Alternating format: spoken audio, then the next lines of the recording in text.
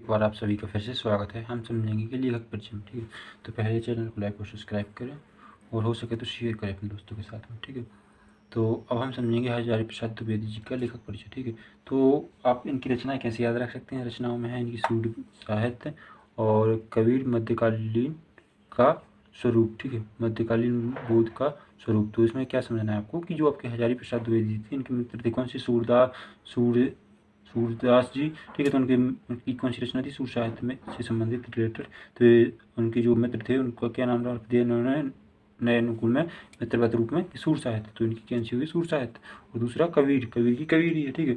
मध्यकालीन बोध का स्वरूप, ठीक है। तीसरी इनकी ही होगी। तो भाषा, भाषा शिक्षित परिवार से जुड़े होने के कारण आपकी भाषा परिमार्जित एवं परिष्कृत है, ठीक है। इसी कारण आपकी भाषा को प्रसन्न भाषा भी कहते हैं। मतलब इनकी जो भाषा है वह बहुत ही सरल सुबोध है, जिससे वह पढ़ते हुए बहुत ही मन लगता है, ठीक है।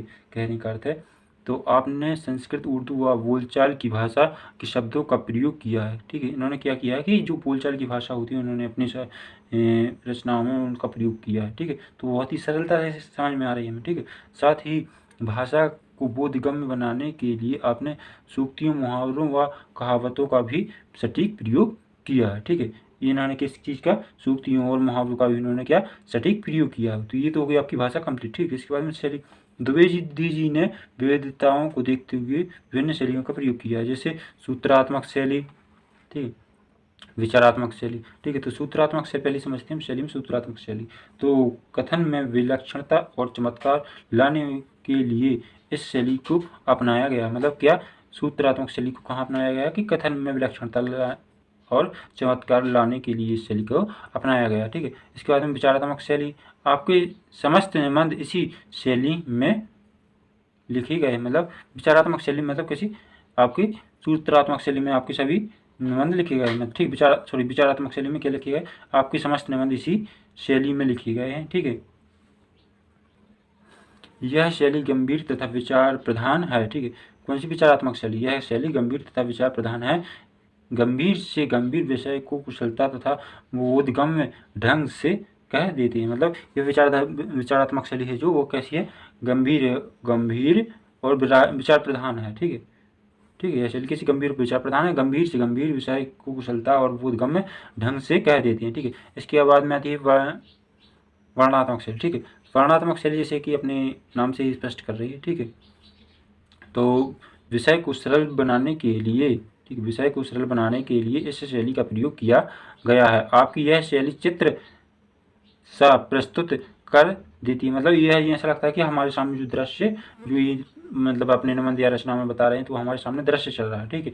इसमें भाषा सरल तथा प्रवाह पूर्ण होती है। कैसी होती है? इसमें भाषा बहुत ही सरल होती है और प्रवाह पूर्ण होती है, ठीक है। इसके बाद में हम देखेंगे इनका क्या? साहित्य में स्थान। आपकी तीनों शैली, ठीक है, हजारी जी की आपने, हजारी प्रसाद द्विवेदी जी की जो आपने लिखी है, मतलब समझिए, तो ये तीनों शैली आप लिख सकते हैं, ठीक है। और ज़्यादा लिखने की जरूरत नहीं रहती इतनी क्लास में, ठीक है। 9वीं 10वीं 11वीं के हिसाब से ये ठीक वीडियो, ठीक है। तो अब आया उनका क्या? द्विवेदी जी का साहित्य में स्थान, ठीक है। तो साहित्य में स्थान उनका कैसा रहा है कि द्विवेदी जी उच्च कोटि के अनुसंध द्विवेदी जी उच्च कोटि के अनुसंधाता, आलोक निबंध लेखक और, ठीक है, आलोचक निबंध लेखक और विचारक रहे हैं, ठीक है। कैसे रहे हैं? विचारक, निबंध लेखक और विचारक रहे हैं। गद्य साहित्य में आपका महत्वपूर्ण स्थान है। आपके साहित्य में पांडित्य की तुलना में बोधगम्यता अधिक मिलती है। मतलब यह कैसे? हजारी प्रसाद जो द्विवेदी जी थे वह कैसे थे? पंडित थे। तो आपके साहित्य में पांडित्य की तुलना में बोधगम्यता, ठीक है, बोधगम्यता अधिक मिलती है। आपने हिंदी साहित्य को समृद्ध बनाने के साथ ही साथ उसके व्यवहारिक भी बनाया। साहित्यिक सेवाओं के लिए हिंदी साहित्य आपका सदैव ऋणी रहेगा।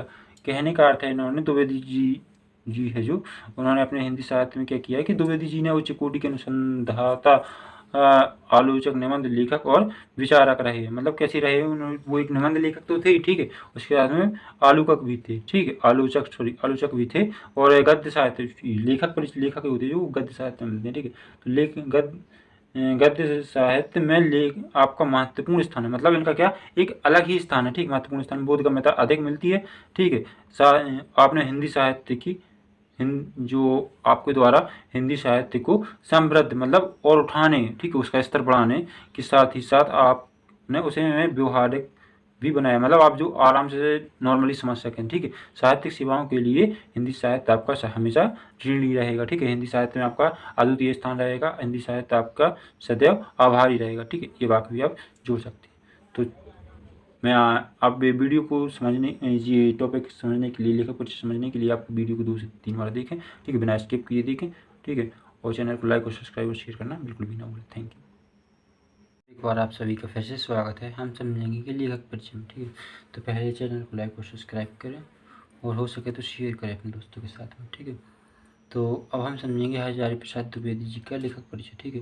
तो आप इनकी रचनाएं कैसे याद रख सकते हैं? रचनाओं में है इनकी सूर्य साहित्य और कबीर मध्यकालीन का स्वरूप, ठीक है, मध्यकालीन बोध का स्वरूप। तो इसमें क्या समझना है आपको कि जो आपके हजारी प्रसाद द्विवेदी जी थे, इनके मित्र थे कौन से? सूरदास जी, ठीक है। तो उनकी कौन सी रचना थी? सूर साहित्य में से संबंधित रिलेटेड। तो उनके जो मित्र थे उनका क्या नाम रख दिया इन्होंने नए अनुकूल में मित्रवत रूप में कि सूर साहित्य। तो इनकी कौन सी हुई? सूर साहित्य। और दूसरा कबीर, कबीर की कबीर ही है, ठीक है, मध्यकालीन बोध का स्वरूप, ठीक है। तीसरी इनकी ये हुई। तो भाषा, भाषा शिक्षित परिवार से जुड़े होने के कारण आपकी भाषा परिमार्जित एवं परिष्कृत है, ठीक है। इसी कारण आपकी भाषा को प्रसन्न भाषा भी कहते हैं, मतलब इनकी जो भाषा है वह बहुत ही सरल सुबोध है, जिसे वो पढ़ते हुए बहुत ही मन लगता है, ठीक है, कहने का अर्थ है। तो आपने संस्कृत, उर्दू व बोलचाल की भाषा के शब्दों का प्रयोग किया है, ठीक है। इन्होंने क्या किया है कि जो बोलचाल की भाषा होती है उन्होंने अपनी रचनाओं में उनका प्रयोग किया है, ठीक है। तो बहुत ही सरलता से समझ में आ रही है हमें, ठीक है। साथ ही भाषा को बोधगम्य बनाने के लिए आपने सूक्तियों, मुहावरों व कहावतों का भी सटीक प्रयोग किया है, ठीक है। इन्होंने किस चीज़ का? सूक्तियों और मुहावरों का भी इन्होंने क्या? सटीक प्रयोग किया है। तो ये तो हो गई आपकी भाषा कंप्लीट, ठीक है। इसके बाद में शैली, द्विवेदी जी ने विविधताओं को देखते हुए विभिन्न शैलियों का प्रयोग किया है, जैसे सूत्रात्मक शैली, ठीक है, विचारात्मक शैली, ठीक है। तो सूत्रात्मक शैली पहले समझते हैं हम, शैली में सूत्रात्मक शैली। तो कथन में विलक्षणता और चमत्कार लाने के लिए इस शैली को अपनाया गया, मतलब क्या? सूत्रात्मक शैली को कहाँ अपनाया गया? कि कथन में विलक्षणता और चमत्कार लाने के लिए इस शैली को अपनाया गया, ठीक है। इसके बाद में विचारात्मक शैली, आपके समस्त निबंध इसी शैली में लिखे गए, मतलब विचारात्मक शैली मतलब कैसी? आपकी सूत्रात्मक शैली में आपके सभी निबंध लिखे गए, मतलब ठीक, विचारात्मक शैली में क्या लिखे गए? आपके समस्त निबंध इसी शैली में लिखे गए हैं, ठीक है। यह शैली गंभीर तथा विचार प्रधान है, ठीक है। कौन सी विचारात्मक शैली? यह शैली गंभीर तथा विचार प्रधान है। गंभीर से गंभीर विषय को कुशलता तथा बोधगम्य ढंग से कह देते हैं, मतलब ये विचारात्मक शैली है जो वो कैसी है? गंभीर और विचार प्रधान है, ठीक है, ठीक है। यह शैली कैसी? गंभीर विचार प्रधान है, गंभीर से गंभीर विषय को कुशलता और बोधगम्य ढंग से कह देते हैं, ठीक है। इसके बाद में आती है वर्णनात्मक शैली, ठीक है। वर्णनात्मक शैली जैसे कि अपने नाम से ही स्पष्ट कर रही है, ठीक है। तो विषय को सरल बनाने के लिए, ठीक है, विषय को सरल बनाने के लिए इस शैली का प्रयोग किया गया है। आपकी यह शैली चित्र सा प्रस्तुत कर देती है, मतलब यह ऐसा लगता है कि हमारे सामने जो दृश्य, जो ये मतलब अपने निबंध या रचना में बता रहे हैं, तो हमारे सामने दृश्य चल रहा है, ठीक है। इसमें भाषा सरल तथा प्रवाह पूर्ण होती है। कैसी होती है? इसमें भाषा बहुत ही सरल होती है और प्रवाह पूर्ण होती है, ठीक है। इसके बाद में हम देखेंगे इनका क्या? साहित्य में स्थान। आपकी ये तीनों शैली, ठीक है, हजारी जी की, आपने हजारी प्रसाद द्विवेदी जी की जो आपने लिखी है, मतलब समझिए, तो ये तीनों शैली आप लिख सकते हैं, ठीक है। और ज़्यादा लिखने की ज़रूरत नहीं रहती इतनी क्लास में, ठीक है, 9वीं 10वीं 11वीं के हिसाब से ये ठीक वीडियो, ठीक है। तो अब आया उनका क्या? द्विवेदी जी का साहित्य में स्थान, ठीक है। तो साहित्य में स्थान इनका कैसा रहा है कि द्विवेदी जी उच्च कोटि के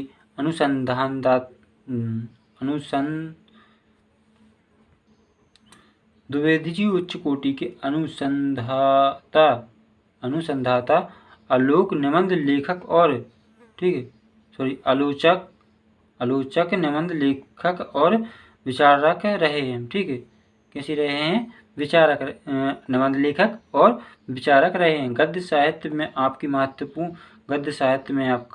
महत्वपूर्ण स्थान है। आपके साहित्य में पांडित्य की तुलना में बोधगम्यता अधिक मिलती है। मतलब यह कैसे? हजारी प्रसाद जो द्विवेदी जी थे वह कैसे थे? पंडित थे। तो आपके साहित्य में पांडित्य की तुलना में बोधगम्यता, ठीक है, बोधगम्यता अधिक मिलती है।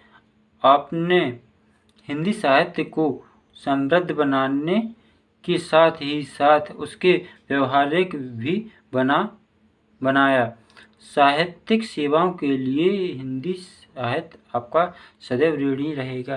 कहने का अर्थ है, इन्होंने द्विवेदी जी है जो, उन्होंने अपने हिंदी साहित्य में क्या किया है कि द्विवेदी जी ने उच्च कोटि के अनुसंधाता, आलोचक, निबंध लेखक और विचारक रहे। मतलब कैसे रहे? उन्होंने, वो एक निबंध लेखक तो थे, ठीक है, उसके बाद में आलोचक भी थे, ठीक है, आलोचक भी थे, और गद्य साहित्य लेखक ही होते जो गद्य साहित्य में मिलते हैं। ठीक है, तो गद्य साहित्य में आपका महत्वपूर्ण स्थान है। मतलब इनका क्या, एक अलग ही स्थान है। ठीक, महत्वपूर्ण स्थान, बोधगम्यता अधिक मिलती है।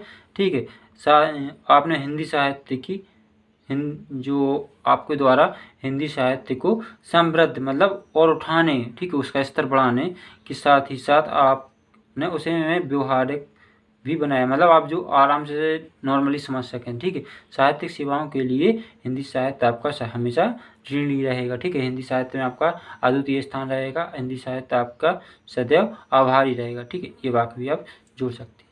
तो मैं आप वीडियो को समझने, ये टॉपिक समझने के लिए, लेखक परिचय समझने के लिए आप वीडियो को 2 से 3 बार देखें। ठीक है, बिना स्किप किए देखें। ठीक है, और चैनल को लाइक और सब्सक्राइब और शेयर करना बिल्कुल भी ना भूलें। Thank you. एक बार आप सभी का फिर से स्वागत है। हम समझेंगे कि लेखक परिचय में। ठीक है, तो पहले चैनल को लाइक और सब्सक्राइब करें और हो सके तो शेयर करें अपने दोस्तों के साथ में। ठीक है, तो अब हम समझेंगे हजारी प्रसाद द्विवेदी जी का लेखक परिचय। ठीक है, तो आप इनकी रचनाएं कैसे याद रख सकते हैं? रचनाओं में है इनकी सूर्य साहित्य और कबीर मध्यकालीन का स्वरूप। ठीक है, मध्यकालीन बोध का स्वरूप। तो इसमें क्या समझना है आपको कि जो आपके हजारी प्रसाद द्विवेदी जी थे, इनके मित्र थे कौन से? सूरदास जी। ठीक है, तो उनकी कौन सी रचना थी? सूर साहित्य में से संबंधित रिलेटेड। तो उनके जो मित्र थे उनका क्या नाम रख दिया इन्होंने नए अनुकूल में मित्रवत रूप में कि सूर साहित्य। तो इनकी कौन सी हुई? सूर साहित्य।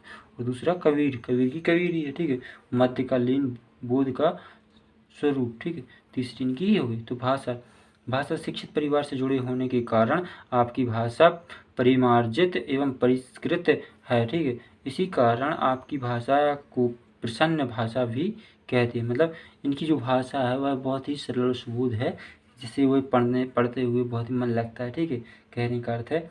तो आपने संस्कृत, उर्दू व बोलचाल की भाषा के शब्दों का प्रयोग किया है। ठीक है, इन्होंने क्या किया है कि जो बोलचाल की भाषा होती है उन्होंने अपनी रचनाओं में उनका प्रयोग किया है। ठीक है, तो बहुत ही सरलता से समझ में आ रही है हमें। ठीक है, साथ ही भाषा को बोधगम्य बनाने के लिए आपने सूक्तियों, मुहावरों व कहावतों का भी सटीक प्रयोग किया है। ठीक है, इन्होंने किस चीज़ का? सूक्तियों और मुहावरों का भी इन्होंने क्या? सटीक प्रयोग किया है। तो ये तो हो गई आपकी भाषा कंप्लीट। ठीक है, इसके बाद में शैली, द्विवेदी जी ने विविधताओं को देखते हुए विभिन्न शैलियों का प्रयोग किया है, जैसे सूत्रात्मक शैली, ठीक है, विचारात्मक शैली। ठीक है, तो सूत्रात्मक शैली पहले समझते हैं हम। शैली में सूत्रात्मक शैली, तो कथन में विलक्षणता और चमत्कार लाने के लिए इस शैली को अपनाया गया। मतलब क्या? सूत्रात्मक शैली को कहाँ अपनाया गया? कि कथन में विलक्षणता और चमत्कार लाने के लिए इस शैली को अपनाया गया। ठीक है, इसके बाद में विचारात्मक शैली, आपके समस्त निबंध इसी शैली में लिखे गए। मतलब विचारात्मक शैली मतलब कैसी? आपकी सूत्रात्मक शैली में आपके सभी निबंध लिखे गए। ठीक, विचारात्मक शैली में क्या लिखे गए? आपके समस्त निबंध इसी शैली में लिखे गए हैं। ठीक है, यह शैली गंभीर तथा विचार प्रधान है। ठीक है, कौन सी विचारात्मक शैली? यह शैली गंभीर तथा विचार प्रधान है। गंभीर से गंभीर विषय को कुशलता तथा बोधगम्य ढंग से कह देते हैं। मतलब यह विचारात्मक शैली है जो, वो कैसी है? गंभीर और विचार प्रधान है। ठीक है, ठीक है। यह शैली किसी गंभीर विचार प्रधान है, गंभीर से गंभीर विषय को कुशलता और बोधगम्य ढंग से कह देते हैं। ठीक है। इसके बाद में आती है वर्णनात्मक शैली। ठीक है। वर्णनात्मक शैली जैसे कि अपने नाम से ही स्पष्ट कर रही है। ठीक है। तो विषय को सरल बनाने के लिए, ठीक है, विषय को सरल बनाने के लिए इस शैली का प्रयोग किया गया है। आपकी यह शैली चित्र सा प्रस्तुत कर देती है। मतलब यह ऐसा लगता है कि हमारे सामने जो दृश्य जो ये मतलब अपने निबंध या रचना में बता रहे हैं तो हमारे सामने दृश्य चल रहा है। ठीक है। इसमें भाषा सरल तथा प्रवाह पूर्ण होती है। कैसी होती है? इसमें भाषा बहुत ही सरल होती है और प्रवाह पूर्ण होती है। ठीक है। इसके बाद में हम देखेंगे इनका क्या साहित्य में स्थान। आपकी ये तीनों शैली, ठीक है, हजारी जी की आपने, हजारी प्रसाद द्विवेदी जी की जो आपने लिखी है, मतलब समझिए, तो ये तीनों शैली आप लिख सकते हैं। ठीक है। और ज़्यादा लिखने की ज़रूरत नहीं रहती इतनी क्लास में। ठीक है। 9वीं 10वीं 11वीं के हिसाब से है ठीक वीडियो। ठीक है। तो अब आया उनका क्या, द्विवेदी जी का साहित्य में स्थान। ठीक है। तो साहित्य में स्थान उनका कैसा रहा है कि द्विवेदी जी उच्च कोटि के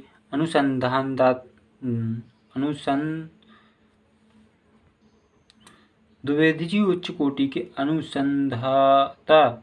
अनुसंधाता, आलोक निबंध लेखक और, ठीक है, सॉरी, आलोचक निबंध लेखक और विचारक रहे हैं। ठीक है। कैसे रहे हैं? विचारक, निबंध लेखक और विचारक रहे हैं। गद्य साहित्य में आपका